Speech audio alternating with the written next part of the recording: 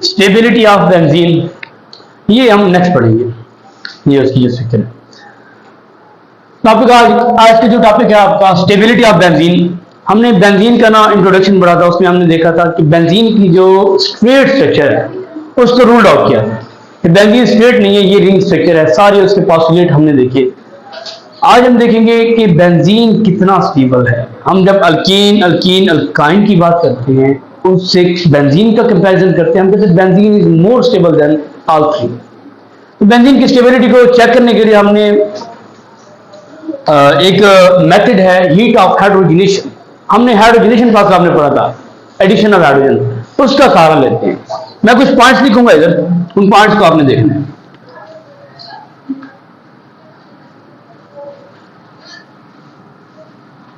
Benzene is extra high stable, इसकी extra high stability है due to words पे तवज्जो, due to extensive delocalization, extensive delocalization of pi electrons, pi electrons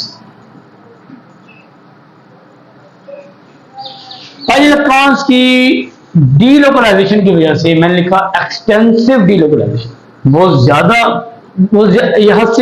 ज्यादा हद तक इसकी डीलोकलाइजेशन है। ये सारे वर्ड मैं आपको समझाऊंगा।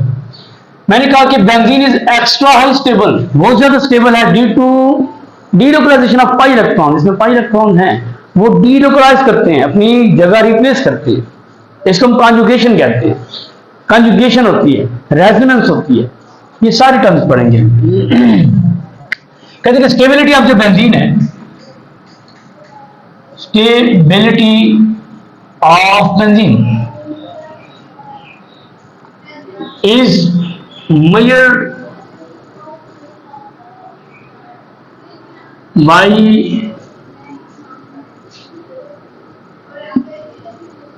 measuring heat of hydrogenation.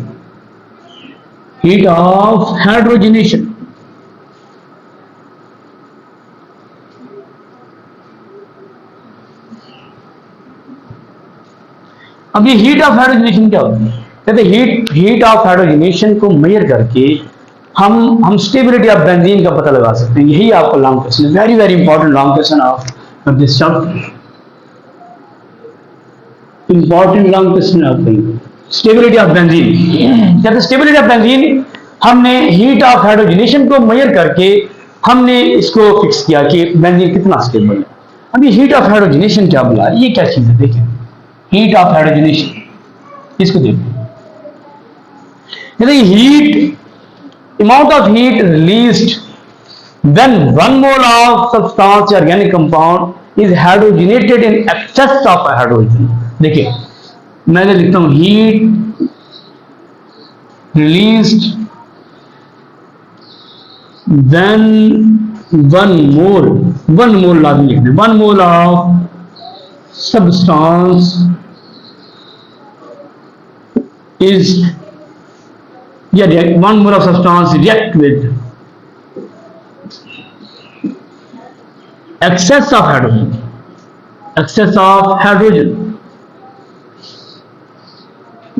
बहुत ज्यादा हाइड्रोजन है, लेकिन जो सब्सटेंस है वो 1 मोल है। 1 मोल ऑफ सब्सटेंस की हाइड्रोजनेशन हो रही है। इस प्रोसेस के अंदर जो हीट रिलीज होगी, ये एक्सोथर्मिक रिएक्शन, हीट रिलीज होगी, इसे हम कहेंगे हीट ऑफ हाइड्रोजनेशन। सही है। जब हम हाइड्रोजनेशन करवाते हैं, हाइड्रोजन की एडिशन करवाते हैं, एक मॉलिक्यूल ऐड करेंगे, एक बॉन्ड खत्म होता है, तो हीट रिलीज होगी। जब इथीन का मॉलिक्यूल देखते हैं ना, इथीन का, अगर हम इथीन का मॉलिक्यूल देखें, CH2 डबल बॉन्ड CH2, जिसकी आप हाइड्रोजनेशन करवाते हैं in the presence of catalyst, platinum catalyst, तो जब इसकी हाइड्रोजनेशन होती है क्या बनेगा? CH3 single bond CH3, ethane बन गया। यानी कि अनसैचुरेशन किसमें कन्वर्ट हुई? सैचुरेशन में। मतलब कि जो हाइड्रोजनेशन आप करवाते हैं इसमें अनसैचुरेशन खत्म होगी, लेकिन जो हीट रिलीज हुई वो कितना थी? क्या तो इथीन के मॉलिक्यूल की हाइड्रोजनेशन करवाने के लिए जो एक एक मोल आप एक मोल हाइड्रोजन ऐड करोगे, इसके बदले 120 किलो जूल पर मोल एनर्जी रिलीज होती है। मैं इसको लिखूंगा नेगेटिव साइन से, डेल एच नेगेटिव, क्योंकि एनर्जी इवॉल्व हुई तो एनर्जी इवॉल्व होती है नेगेटिव साइन से शो करते हैं, और जो एब्जॉर्ब होती है उसको पॉजिटिव साइन से शो करती है। अच्छा, ये था बैकग्राउंड नॉलेज। मैथेन की आपने बात की, मैंने हीट ऑफ हाइड्रोजनेशन आपको बताया। अब हम देखते हैं स्टेबिलिटी ऑफ बेंजीन, इसको कैसे हम प्रूव करेंगे। तो सबसे पहले ना आप साइक्लोहेक्सीन लो। साइक्लोहेक्सीन क्या होता है ये आपको पता है, C6H10। देखिए मैं कहता हूं कि del H for cyclohexene, cyclohexene के लिए हीट ऑफ हाइड्रोजनेशन, हम हीट ऑफ हाइड्रोजनेशन मेजर करेंगे, उससे अंदाजा लगाएंगे कि बेंजीन कितना स्टेबल है। ओके, अब कहते हैं डेल एच फॉर साइक्लोहेक्सीन। अब मैं साइक्लोहेक्सीन लेता हूं, देखिए मैं साइक्लिक 6 कार्बन का साइक्लिक कंपाउंड अगर लूं तो इस तरह होगा, इसको हम कहते हैं साइक्लोहेक्सेन। अगर मैं इधर डबल बॉन्ड लगा दूं क्या बन जाएगा, साइक्लोहेक्सीन। अब ये साइक्लोहेक्सीन है, ये हेक्सेन नहीं है बल्कि ये साइक्लोहेक्सीन है। जब इसकी हाइड्रोजनेशन करवाओगे in the presence of hydrogen, in the presence of platinum catalyst, catalytic hydrogenation, तो होगा क्या, ऐसे बॉन्ड टूटेगा, इलेक्ट्रॉन फ्री, इधर भी हाइड्रोजन इधर भी हाइड्रोजन लग जाएगा, मतलब कि अनसैचुरेशन खत्म हो रही है। लेकिन जो एनर्जी रिलीज होगी, ये बनेगा क्या, ऐसे बॉन्ड था, तो बॉन्ड खत्म होगा, हमारे पास क्या बनेगा, साइक्लोहेक्सीन से दोबारा साइक्लोहेक्सेन बन जाएगा, साइक्लोहेक्सेन। अब इस अनसैचुरेशन को खत्म करने के लिए जितना एनर्जी रिलीज हुई, कहते कितना रिलीज हुई, del H is equal to -119.5 kilo joule per mole. Okay, कहते कि अगर हमारे पास एक मोल सब्सटेंस है, एक है ना, इधर कुछ नहीं रहेगा, उसके लिए एक मोल हाइड्रोजन लाया, एक मॉलिक्यूल है यानी एक मोल हाइड्रोजन का, जब हाइड्रोजनेशन करवाई हमने, इतना एनर्जी रिलीज हुई, this is heat of hydrogenation, LH। अब मैं लेता हूं कि 13 साइक्लोहेक्सीन, मैं डबल बॉन्ड करता हूं, दो बॉन्ड बनाता हूं, मैं लिखता हूं कि डेल एच फॉर 13 साइक्लोहेक्सीन,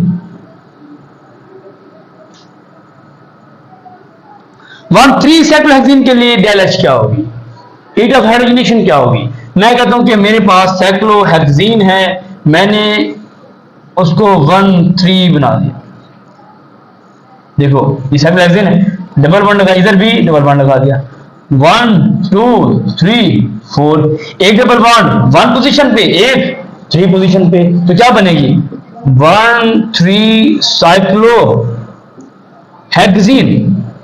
अब इसकी जब हाइड्रोजनेशन करवाओगे, दो बॉन्ड खत्म करने के लिए दो मॉलिक्यूल चाहिए हाइड्रोजन के, एक बॉन्ड खत्म करने के लिए एक मॉलिक्यूल हमने रिएक्ट करवाया, अब 2 मोल्स ऑफ या 2 मॉलिक्यूल ऑफ H2, दो मॉलिक्यूल लेकर आए।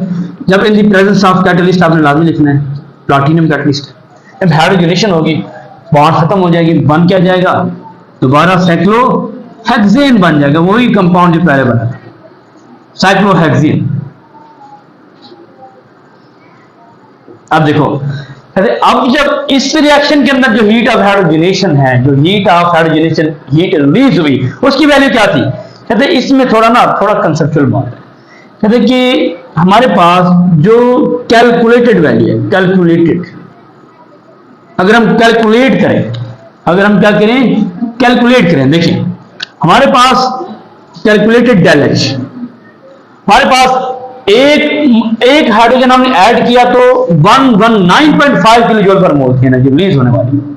अब दो हाइड्रोजन यूज करेंगे तो डबल हो जाएगी, 2 से मल्टीप्लाई कर, 2 into 119.5 तो कितना आएगा। कहते ये हमारे पास वैल्यू आती है 239 किलो जूल पर मोल। ये हीट ऑफ हाइड्रोजनेशन हमारी कैलकुलेटेड है, जो हम सोच रहे हैं कि इतना एनर्जी रिलीज होगी, लेकिन जब हमने रिएक्शन लगाया उसके बाद हम क्लोरीमीटर लेकर आए। क्लोरीमीटर होती है एनर्जी को फाइंड करने का इंस्ट्रूमेंट होता है, ग्लास क्लोरीमीटर, बॉम्ब क्लोरीमीटर, आपने इस 7th चैप्टर में फर्स्ट में पढ़ा हुआ है।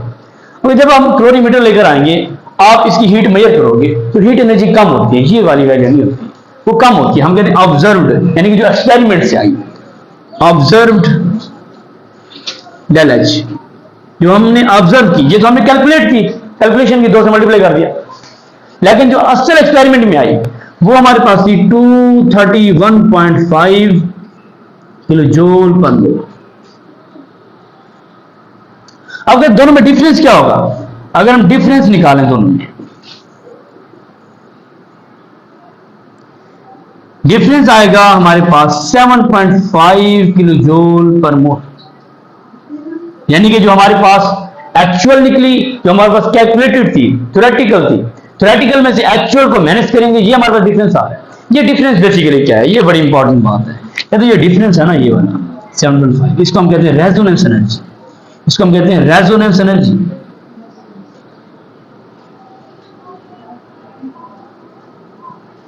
What is resonance energy? कहते हैं कि resonance energy is the basically difference between theoretical energy release और मैनेज एक्चुअल एनर्जी, जो ये डिफरेंस आएगा दोनों को, से हम कहते हैं रेजोनेंस एनर्जी। ये रेजोनेंस बेसिकली है क्या, जो हमारे पास रिंग है ना, हमारे पास जो रिंग है, इसमें ना डीलोकलाइजेशन हो रही है। इधर तो सिंगल बॉन्ड हमने कहा ये फिक्स है, यहाँ पे बॉन्ड डीलोकलाइज हो रहे हैं। लोकलाइज मतलब फिक्स, डीलोकलाइज अपनी जगह से हट जाना, डीलोकलाइजेशन। ये बॉन्ड इधर मूव करेगा, इधर, ये दोबारा इधर, ये दोबारा इधर, ऐसे ये डीलोकलाइजेशन होगी। इसी को हम कहते हैं कॉन्जुगेशन, इसी को हम रेजोनेंस कहते हैं। डिफरेंट स्ट्रक्चर बनती है, कहते हैं इस कॉन्जुगेशन की वजह से, इस रेजोनेंस की वजह से एनर्जी डिफरेंस आता है और ये स्टेबल हो जाती है। देखिए मैं इधर एक लाइन आपको बना के देता हूं कि जो बेंजीन की स्टेबिलिटी है ना, किस पे डिपेंड करती है। तो बेंजीन की जो स्टेबिलिटी है,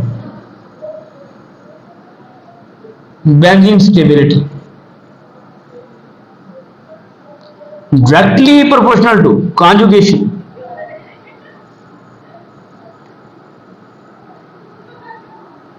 directly proportional to delocalisation,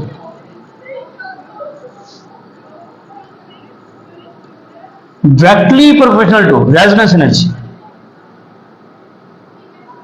resonance energy, इसका मतलब है जितना रेजोनेंस एनर्जी होगी, जितना डिफरेंस आएगा, उतना डीलोकलाइजेशन हो रही है, उतना कॉन्जुगेशन है, बॉन्ड रेजोनेट कर रहे हैं, तो उतना बेंजीन स्टेबल है, उतना मॉलिक्यूल स्टेबल है। ये सिर्फ बेंजीन के लिए नहीं है, हर एक कंपाउंड, हर एक एरोमेटिक कंपाउंड के लिए, हर एक कंपाउंड के लिए, हर एक ऑर्गेनिक कंपाउंड के स्टेबिलिटी की जाए। ओके, अब देखिए ये हमारे पास वैल्यू आई 13 साइक्लोहेक्सिन की। अगर हम एक बार और बढ़ा दें, एक बार और बढ़ा दें, मैं कहता हूं कि डेल एच फॉर 135 साइक्लोहेक्सिन, जिसको हम कहते हैं हाइपोथेटिकल।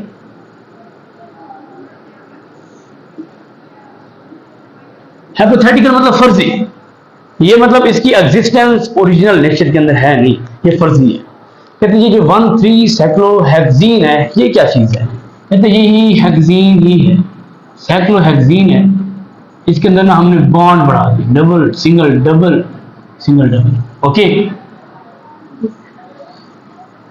अब देखो मैं नंबर दे रहा हूं 1 2 3 4 5 एंड 6, 1 पे 3 पे और 5 पे डबल बॉन्ड। मैं क्या कहूं 1 3 5 साइक्लो हेक्सिन डबल बॉन्ड ना, ट्रिपल होता तो हेक्साइन होता, हेक्सिन। अब इसकी जब हाइड्रोजनेशन करवाएंगे, इसके लिए हम 3 मॉलिक्यूल लेकर आएंगे ऐसे, in the presence of platinum. जब हाइड्रोजनेशन कराएंगे तो क्या बनेगा, न्यू हमारे पास जो प्रोडक्ट होगा वही प्रोडक्ट बनेगा, same to same cyclohexene, cyclohexene बना।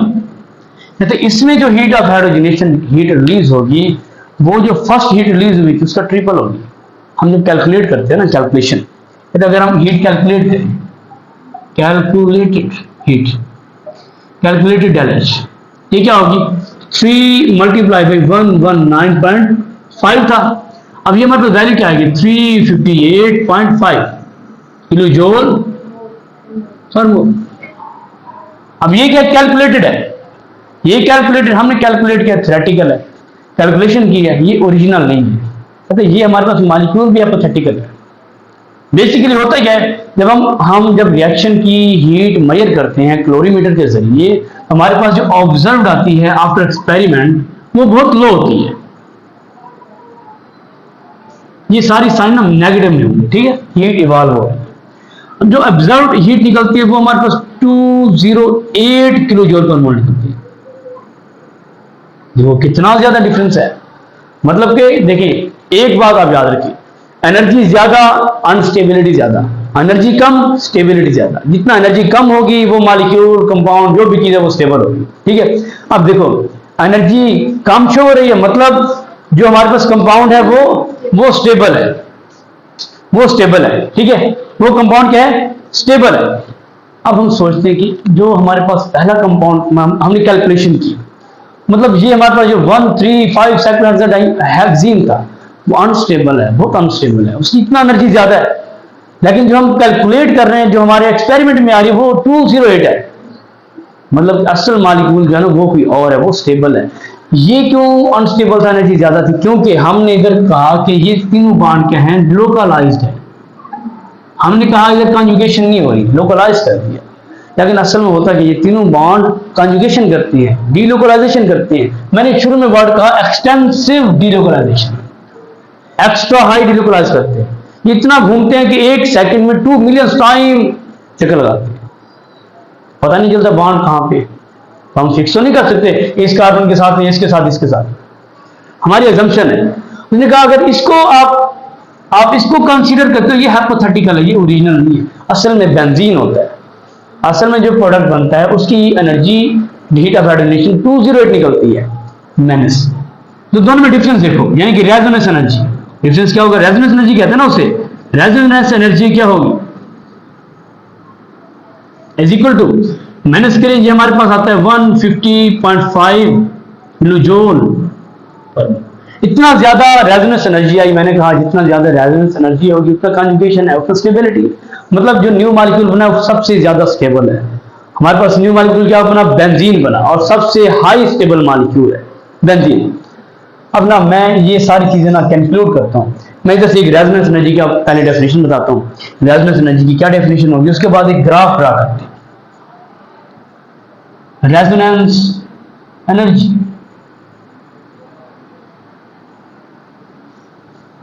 देखिए ये क्या होगी, energy difference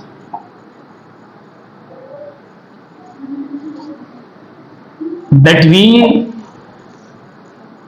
calculated value, calculated heat value and observed heat value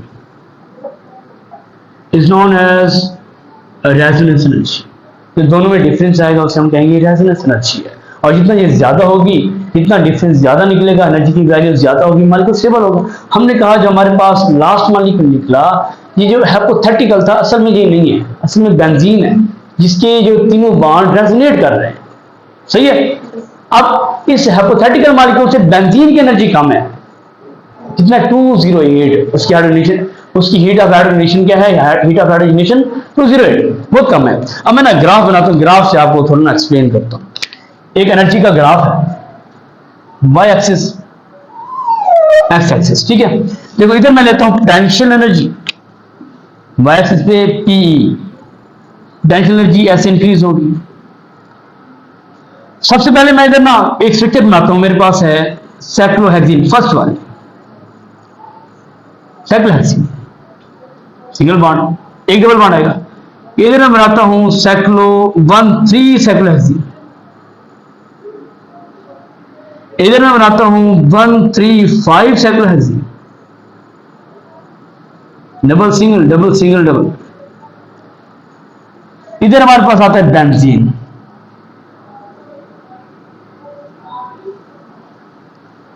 देखिए इस बात को आपने समझना एकदम, जितना मॉलिक्यूल ऊपर जा रहा है उसकी पोटेंशियल एनर्जी ज्यादा है, यानी कि उसकी हीट ऑफ हाइड्रोजनेशन की वैल्यू ज्यादा है।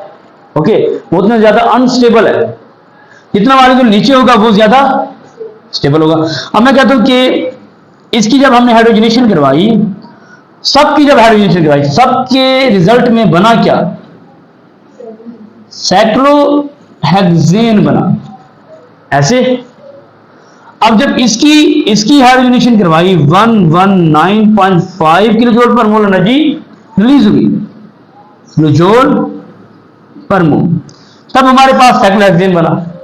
जब इसकी हाइड्रोजनेशन करवाई इस 1,3 वाले की, हमारे पास साइक्लोहेक्सेन बना। लेकिन एनर्जी कितना रिलीज हुई? एनर्जी कितना रिलीज हुई हमारे पास?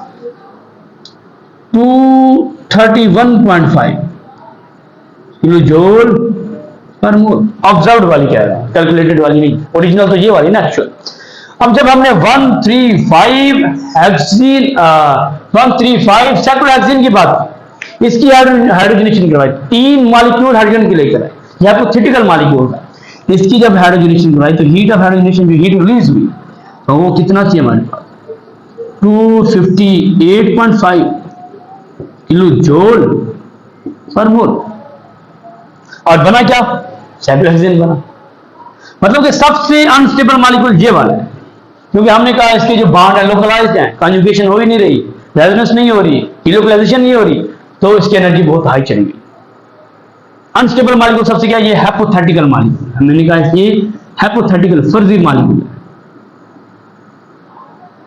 लेकिन ओरिजिनल में जब हमने रिजल्ट देखा एनर्जी मेजर की तो 208 थी। इसकी मतलब जब हीट ऑफ हाइड्रोजनेशन चेक करेंगे वो कितना आती है? 208 kilo joule per mole. This is heat of hydrogenation for benzene. मतलब कि बेंजीन की हीट ऑफ हाइड्रोजनेशन कम है, जिसकी एनर्जी कम होगी वो उतना स्टेबल होगा। ये क्यों स्टेबल है? क्योंकि रेजोनेंस है, डिलोकलाइजेशन है। मैंने तीनों बॉन्ड को एक सर्कल से शो किया।